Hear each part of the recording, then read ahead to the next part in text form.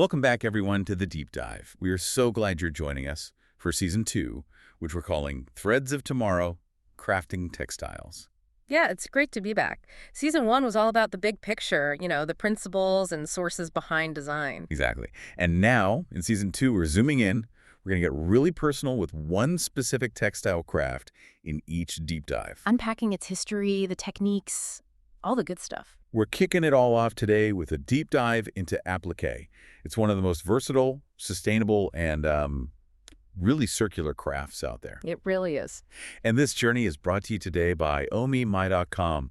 They're all about helping you gain that kind of layered knowledge quickly and thoroughly. Which is a perfect fit because appliqué is literally the art of layering stories.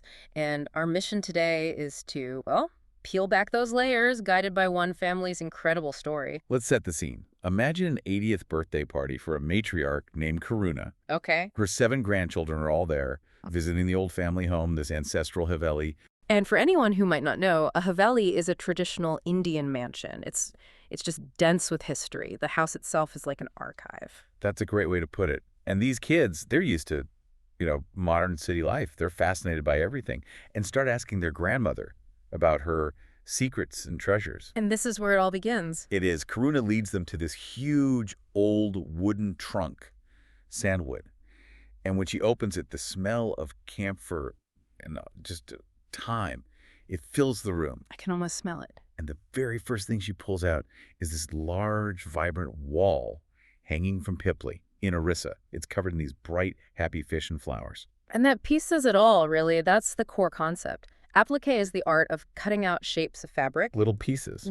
and then stitching them onto a base fabric to create a picture. Karuna uses this to explain a really crucial difference to her grandkids, and it's key for you to understand this too. Yes, the distinction between appliqué and patchwork. Right. With patchwork, you're sewing pieces together, side by side, like a quilt top. It's all on one plane. A flat puzzle. Exactly. But appliqué is all about layering, one fabric on top of another. You're building dimension. You're building depth. The Pipli piece itself is a perfect example. One of the grandkids, Aisha, points out how neat the edges of the fish are.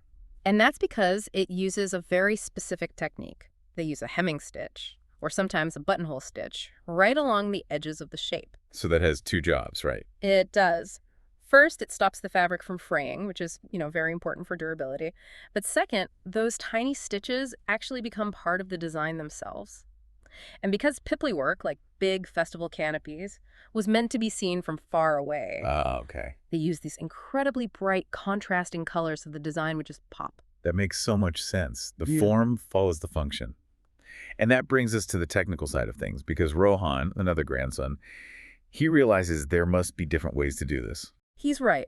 Broadly speaking, you can sort of divide appliqué into 3 main technical categories, and it mostly comes down to how you handle the edge of that little shape you've cut out. Okay, so let's break those down. What's the first one? The first is what we call raw edge appliqué. Raw edge. The name says it all, really. The edge of the fabric shape isn't folded under, you just cut it and attach it directly to the base. Wait, but wouldn't it just fray everywhere if you use cotton? That is a great question, and it's why material choice is so important here. Raw edge is perfect for fabrics that don't fray, like felt. Oh, of course. Felt. Exactly. Or you might use it in more artistic pieces where a little bit of fraying is part of the texture. You attach it with a simple running stitch or maybe a zigzag stitch on a machine. It's quick, it's bold, it's very expressive. So if raw edge is the fast and expressive one, the second category must be the opposite, more precise. Precisely. That's folded edge appliqué. This is the standard for high-quality, long-lasting work. You meticulously fold the raw edges of your shape inside before you stitch it down. For that super clean look. A perfectly neat finish, and it ensures nothing will ever unravel. We saw that with the Pipli work, with its visible buttonhole stitch. But it can get even more refined. How so? Well, Karuna also shows them a piece of Phul Padi Kakam from Aligarh. Phul Padi just means flower and leaf. It's known for these tiny, delicate floral motifs. And it also uses a folded edge. Yes, but here's the difference. The pieces are attached using a tiny, almost invisible slip stitch. Invisible? Wow. So you can't even see how it's attached. Barely. It makes the little flowers look like they're just floating on the fabric. It takes an incredible amount of skill and patience to get that stitch just right. Okay, so that's 2. What's the third type? It feels like we're flipping the logic now. We are. It's called reverse applique. Instead of adding fabric on top, you're cutting away to reveal what's underneath. How does that work? You stack your colored fabrics below your main base fabric.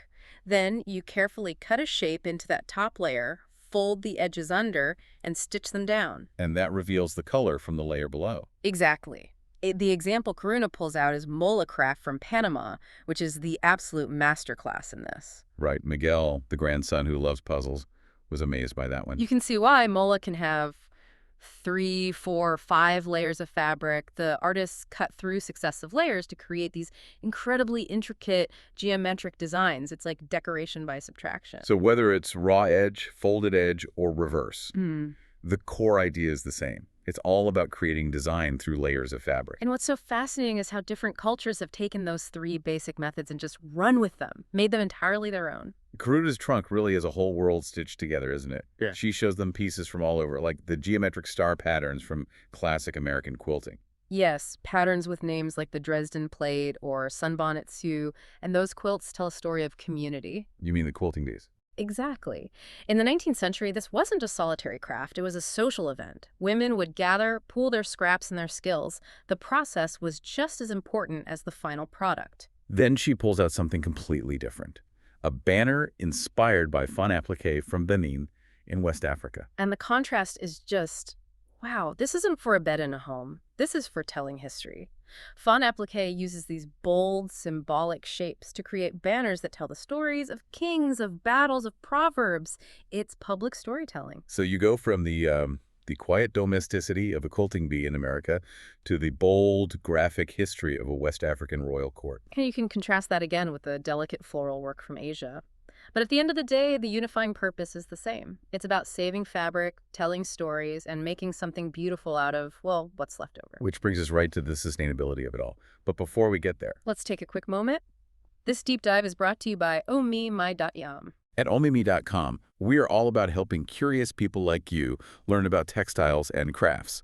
So if you're enjoying this, we'd love for you to join our WhatsApp community. It's called Devi the Curious. It's really easy to join. You can just scan the QR code on the poster for this deep dive. That'll keep you updated on new podcasts, blogs, workshops, everything we do. And please post in the comment box. Let us know what you want us to dive into next. We really do read them. Okay, so back to the trunk. The big aha moment for the grandkids comes when Sia finds this little pouch full of tiny, tiny scraps. Some are no bigger than a coin. And this is the heart of the zero waste philosophy. Appliqué is one of the most sustainable crafts because the tiniest scrap has value. Right, patchwork needs bigger pieces, usable squares. But with appliqué, a tiny sliver of fabric can become a blade of grass. A little circle can be the glint in an eye. Nothing is wasted. Karuna shows them this amazing fabric collage of a garden scene she made, and the story behind the fabrics. That's what got me. It's emotional sustainability. It's not just recycling fabric, it's preserving memories. The yellow of a sunflower came from her mother's old school uniform. A bit of blue for a butterfly's wing was from her uncle's torn shirt. It's a powerful idea in a world of fast fashion. This craft redefines waste. It turns it into art. And that emotional weight is there in heirloom pieces, too. Like the story of the wedding quilt, the one made for Nora and Paul by their cousin in Australia. That quilt took her almost a year to make. 9 to 12 months. Think about that. It's a testament to love and goodwill that you just can't get from something made in a factory. And it was so complex, designed on mathematical principles of 3s and 4s. Combine techniques, right? A beautiful combination. She used a machine for the big sweeping leaves to cover the area efficiently.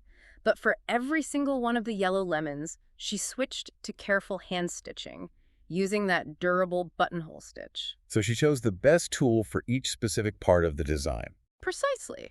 But appliqué isn't always so meticulous. Aisha, one of the granddaughters, asked if it could be used for, freer, more raw expression. It can. Absolutely. A great modern example is the Talking Tree Zero Waste Patchwork, which was a community project in London. Members made squares about biodiversity using only recycled materials. So why was appliqué so important for that project? Because it gave them the most freedom to use the smallest, weirdest shaped scraps.